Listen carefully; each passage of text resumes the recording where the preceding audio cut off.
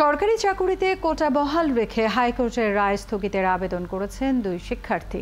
বুধবার আপিল বিভাগে এই আবেদনের উপর শুনানি হবে।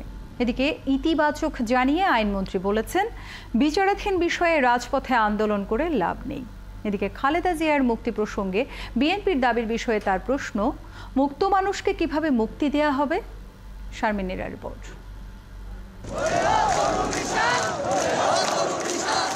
৫ জুন হাইকোর্টের দেয়া এক রায়ের পর থেকে সরকারি চাকুরিতে কোটা বাতিলের দাবিতে সড়ক অবরোধ করে আন্দোলন করছেন শিক্ষার্থীদের অনেকে। এখন জন্ম সনদ দিয়ে খোলো বিকাশ স্টুডেন্ট অ্যাকাউন্ট, নিজের বিকাশ নিজে কর। মঙ্গলবার কোটা পুনর্বহাল সংক্রান্ত হাইকোর্টের রায়ের বিরুদ্ধে ঢাকা বিশ্ববিদ্যালয়ের দুই শিক্ষার্থী আল সাদি ভুইয়া ও আহনাফ সাইদ খান আবেদন দায়ের করার জন্য হলফনামার অনুমতি চেয়ে আপিল বিভাগের চেম্বার আদালতে আবেদন করেন। তা মঞ্জুর করে বুধবার আপিল বিভাগে শুনানির জন্য নির্ধারণ করে আপিল বিভাগের চেম্বার বিচারপতি। এই জাজমেন্টটা হাইকোর্ট অ্যাপিলেট ডিভিশনের সামনে যেতে হবে। অ্যাপিলেট ডিভিশনের সামনে কিন্তু জাজমেন্ট এখনো পর্যন্ত সই হয় নাই। তো সেই পর্যন্ত আমরা সিএমপি ফাইল করেছি।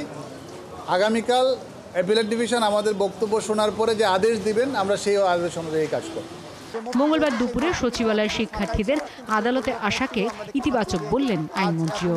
রাজপথে এখানে আন্দোলন করে বা চেঁচামেচি করে বা বকাবাদ্য করে এটার কিন্তু নিরসন হবে না।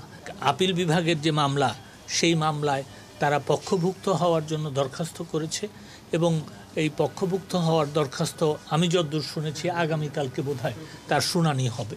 তো সেই ক্ষেত্রে আমি তো মনে করছি যে তারা সঠিক পথে হাঁটছেন। এ সময় বিএনপি নেতা বেগম জিয়াকে স্থায়ী মুক্তি দেবার যে দাবি করছেন দলের নেতাকর্মীরা, সে বিষয়ে জানতে চান সাংবাদিকরা। যে খালেদা জিয়া মুক্ত, এই মুক্ত মানুষকে কি করে মুক্তি দিব আমি তো বুঝে উঠতে পারতেছি না। 2020 সালের 25 মার্চ খালেদা জিয়ার দণ্ড স্থগিত করে 2 শর্তে সরকারের নির্বাহী আদেশে তাকে মুক্তি দেওয়া হয়েছিল।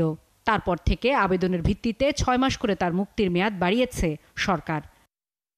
শারমিন নীরা, 71, ঢাকা।